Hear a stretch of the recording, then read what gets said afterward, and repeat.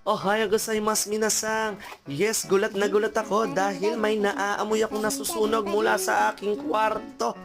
Hindi ako aware na nagbubusa na pala si tatay ng bigas para gawing kape. Yes, kapeng bigas. Sabi ni tatay, ito raw ang kape ng una or sinaunang panahon.